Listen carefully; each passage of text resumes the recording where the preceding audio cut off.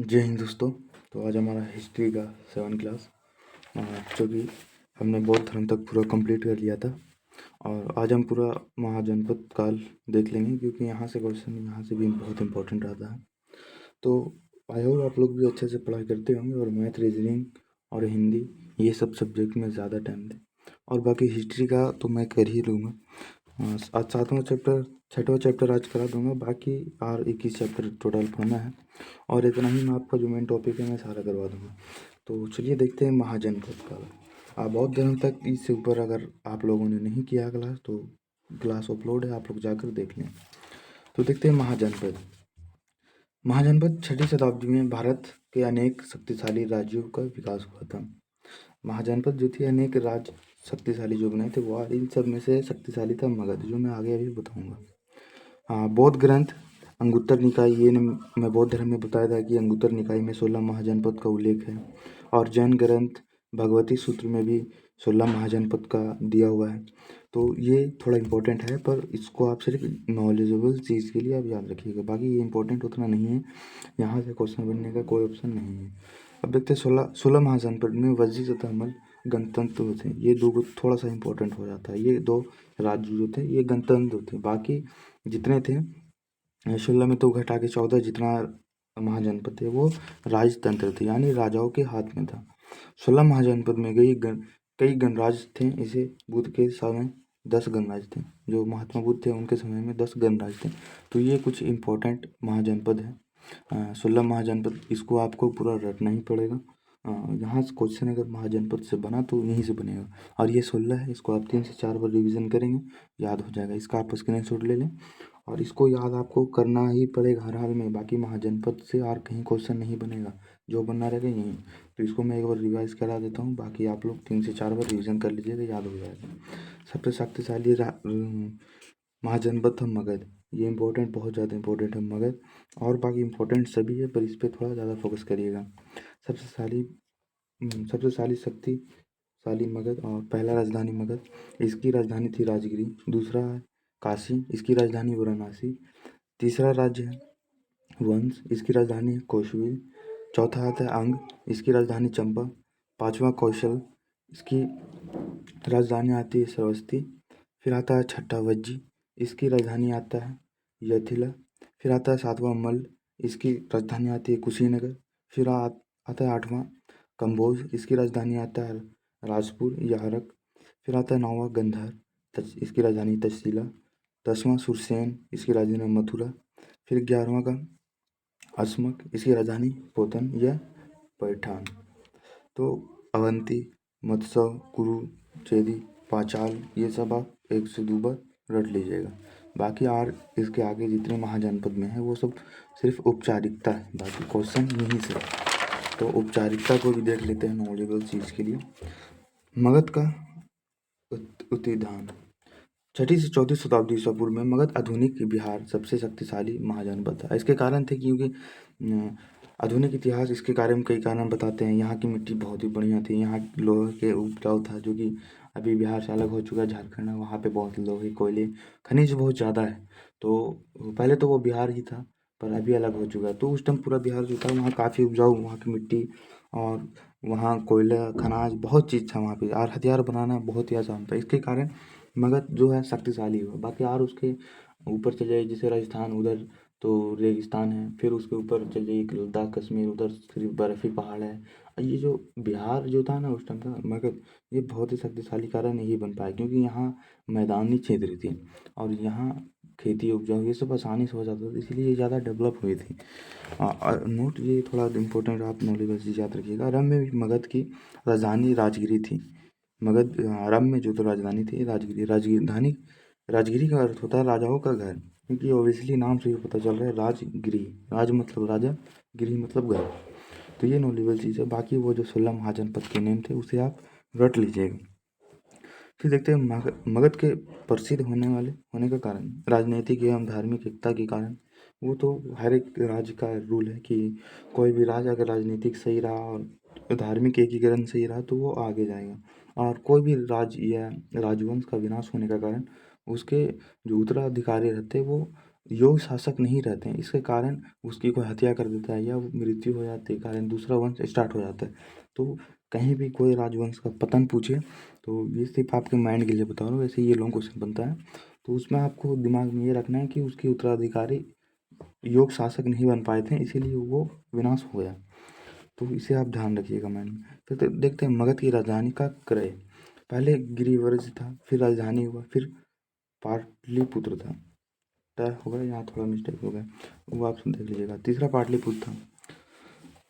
मगध पर शासन करने वाले राजवंश, जो सबसे पहला राजवंश था वो बृहद्रथ राजवंश था। इसकी स्थापना बृहद्रथ ने किया था।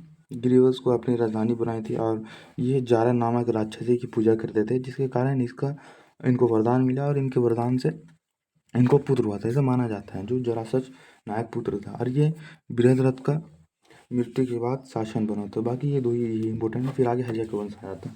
एक और आप लोग को थोड़ा इन्फॉर्मेशन देना चाहता हूँ कि मैं स्टैटिक जीके, हिस्ट्री और पॉलिटी की सिलेबस तो यहाँ से कवर करा दूंगा। यदि आपको बढ़िया से हिस्ट्री, ज्योग्राफी, पॉलिटी और इकोनॉमी और ज्योग्राफी, ये पांचों सब्जेक्ट की जीएस नोट चाहिए इस टाइप की जो मैं बनाया हूँ, तो आप इस नंबर पे मैसेज कर दीजिएगा, जो कि मैं 50 रुपये रेट रखा हूँ। पर आप लोग को यूट्यूब से अगर जाते हैं YT कोड डालिएगा, मैं आपको 40 रुपये में दे दूँगा। तो इससे आपका बहुत ही टाइम बच जाएगा, पूरा नोट्स आपको एक जगह मिल जाएगा PDF में, और उससे आप फिर जब मन चाहे निकाल के रिवाइज कर सकते हो। आप बस मैसेज करके YT लिख देना, मैं QR दूंगा, उसके बाद आपको नोट्स मिल जाएगी और इससे आप अपनी अच्छे से तैयारी कर सकेंगे। फिर देखते हैं हर्यक वंश, जो यहाँ से जो शुरू होता है हर्यक वंश, यहाँ से आपको पूरा फुल डिटेल में आपको समझ में आने लगेगा।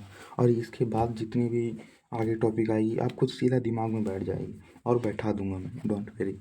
बाकी पीछे की जो जितनी थी, पाषाण काल, सिंधु सभ्यता, वैदिक काल, ये सब थोड़ा डिफिकल्ट थी, पर उतनी भी भारी नहीं थी। अब देखते हैं यहाँ हर्यक वंश, इसके संस्थापक का क्रम नियम प्रकार के हैं। तो देखते हैं, सबसे पहला आता है बिंबिसार, जो कि ये राज करता है 544 से 492 तक ईसा पूर्व तक। फिर आता है अजातशत्रु, इसके बाद 492 से 460 ईसा पूर्व तक। और ये जो ईसा पूर्व मैंने बताया था, ये ऊपर से नीचे घटता है। ये जो एक क्रम है, यहाँ 0 है, यहाँ ईसा मसीह आए थे, उसके इधर का क्रम उल्टा चलता है, 1 2 3 4 वैसे। तो 540 से राज करता है, वो नीचे तरफ आता है, यहाँ फिर आगे 0 होगा, फिर यहाँ से 2025 तक जो अभी तक चला है। तो ये टाइम पीरियड इस तरीके से चलता है, ये आपको अगर नहीं हो पता होगा तो ये थोड़ा ध्यान दे दीजिएगा।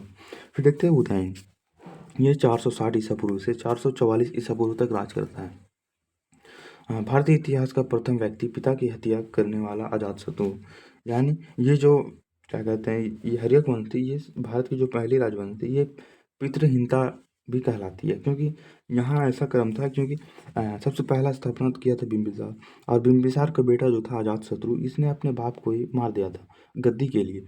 फिर अजातशत्रु बैठता है गद्दी पर, और इसका बेटा जो उदयन था, ये भी अपने बाप को मार देता है गद्दी के लिए, तो इसलिए इसे पितृहीनता भी कहते हैं। तो आगे देखते हैं, अजातशत्रु ने अपने पिता बिंबिसार की हत्या कर दी थी। दूसरा शासक जिसने अपने पिता की हत्या की, उदयन, यानी उदयन जो था वो अपने पिता अजातशत्रु की भी हत्या कर देता है। पहला ऐसी शासक राजवंश था जिसे सर्वाधिक शासक पितृहीनता थी, यानी अपने बाप को ही मार देता था गद्दी के लिए। फिर देखते हैं हर्यक वंश का वास्तविक संस्थापक बिंबिसार। बिंबिसार के बारे में थोड़ा डिटेल में देख लेते हैं, ये आपका नॉलेजेबल चीज़ है। बाकी इसमें ये जो डेट था, यही इम्पोर्टेंट है। बाकी ये सब आप कहानी जैसा जब तक रिलेट करके माइंड में नहीं रखोगे तब तक आपको याद नहीं होगा। तो देखते हैं बिंबिसार। मगध का पहला शक्तिशाली राजा बिंबिसार था। पाली ग्रंथ के अनुसार हर्यक वंश कुल का था, और यह जो बिंबिसार था, ये अपने राज्य को बढ़ाता था विवाह करके। ये इन्होंने 3-4 विवाह किया था, और पूरे मगध, ये जो अभी राजस्थान, पाकिस्तान, ये सब है, ये सबको दान में ले लेता था, और यानी तिलक क्या बोलते हैं उसमें, ये सारा अपना समाज को बढ़ा देता था। से विवाह करके कोई भी राजा की बेटी से पसंद आता तो उसको विवाह करता है, और उसकी राज को अपने राज में मिला लेता है, युद्ध बहुत कम करता था। फिर तक यह एक साधारण सभ्यता का पुत्र था। गद्दी पर बैठने में समय इसकी कुल 15 आयु थी, यानी ये जब गद्दी में बैठता है, इसकी वर्ष 15 वर्ष की आयु में गद्दी में बैठा था। भगवान महावीर स्वामी और गौतम बुद्ध के ये समकालीन थे। अब भगवान महावीर के अनुयायी व बुद्ध का उपासक भी था। बिम्बिसार के बौद्ध संत ने एक करुण वैन वन दान दिया था। नोट, अंग राज को जीतकर अपने पुत्र अजातशत्रु को शासक बना दिया था। ये जो अंग राज था, महाजनपद में जो राज होता है, उसे अजातशत्रु को जीत के बना दिया था वहाँ का शासक। अजातशत्रु ने, अब देखते हैं अजातशत्रु के बारे में। अजातशत्रु ने 492 ईसा पूर्व से बिंबिसार की हत्या कर दी थी तथा अजात राजा बना। अजातशत्रु के बारे में थोड़ा डिटेल में देख लेते हैं। अजातशत्रु अपने पिता बिंबिसार की हत्या करके शासन बना 442 ईसा पूर्व में। यह मगध का सम्राट बना। भारतीय इतिहास का प्रथम पितृहीनता शासक अजातशत्रु था और इसे कुनिंग भी कहा जाता है। तो क्वेश्चन ऐसे बन सकता है कि भारतीय राजवंश में भारतीय इतिहास का प्रथम पितृहीनता शासक कौन था? तो ऑप्शन दे देगा अजातशत्रु, उदयन, बिंबिसार। उसमें आप कंफ्यूज हो जाइएगा कि पहला पूछा है और उसमें उदयन ने भी हत्या की थी, अजातशत्रु ने की थी। फॉर एग्जाम्पल आर 2-3 के नाम दे देगा तो आप कंफ्यूज हो जाएगा। इसीलिए इसे आप ये क्वेश्चन समझ के आप ध्यान रखिएगा, अजातशत्रु पहला पितृहीनता शासक था। फिर देखते हैं, बस लास्ट बची 5 मिनट और लगेगी। अब प्रथम बौद्ध संगति, जो कि ये बौद्ध संगति मैंने पढ़ाया था, फिर आपकी रिवीजन करवा दे रहा हूँ। तो बौद्ध संगति, प्रथम बौद्ध संगति किसके शासनकाल में हुई थी? अजातशत्रु के काल में। और ये कब हुई थी? 403 ईसा पूर्व में इसकी शासनकाल में हुई थी। इसकी आयोजना राजगिरी में हुई थी। जो ये आप रिवीजन करते रहिएगा, बौद्ध संगति 4 बौद्ध संगति थी, ये इंपॉर्टेंट है। इसकी मृत्यु, अजातशत्रु के पुत्र उदयन ने इसकी भी मृत्यु कर दी थी। फिर देखते हैं उदयन के बारे में। उदयन ने अपने पिता अजातशत्रु की हत्या करके सम्राट बना। उदयन ने अपने पिता की हत्या करके सम्राट बना। उदयन ने सोन तथा गंगा नदी के किनारे पाटलिपुत्र नगर बसाया। उदयन के पाटलिपुत्र को अपनी राजधानी बनाई। उदयन जो था पाटलिपुत्र से अपनी राजधानी बनाई। और नोट, हर्यक वंश का अंतिम शासक नागदशक था। बस, हर्यक वंश खत्म। इससे ज़्यादा औपचारिकता है और हमें औपचारिकता में नहीं फंसना है। तो अब देखते हैं आगे। नागदशक की हत्या बनारस के राजपाल शिशुनाग ने की थी तथा अपना नंद वंश स्थापित किया। तो कल हम देखेंगे सुंग शिशुनाग वंश या नंग वंश। इसे 2 भाषाओं में बोला जाता है, चाहे आप शिशुनाग वंश बोले या नग वंश बोले। यह 412 से 344 ईसा पूर्व तक शासन करती है। शासकों का क्रम शिशुनाग, कालाशिक, नंदीवर्धन, इसकी स्थापना शिशुनाग। तो कल हम इसे शिशुनाग वंश को क्लियर कर लेंगे और आगे का जो टॉपिक है फिर इसके बाद मगध साम्राज्य आता है, तो उसे हम पूरा डिटेल में देखेंगे। ये सब मगध साम्राज्य में आता है। तो आप लोगों को समझ में आ गया होगा ये महाजनपद से हर्यक वंश तक। और बाकी इसकी नोट्स के लिए आप इस नंबर पे कांटेक्ट कर लेना। आपकी बहुत ही कम रेटों में मैं दे रहा हूँ, 40 रुपये में, जो कि नोट्स बनाने में बहुत मेहनत लगते हैं और मैं आपको पूरी फुल नोट्स देने वाला हूँ। तो जिन्हें चाहे वो इस नंबर पे मैसेज कर देना, YT लिख कर मैं नोट्स दे दूँगा। तो मिलते हैं नेक्स्ट वीडियो में। जय हिंद।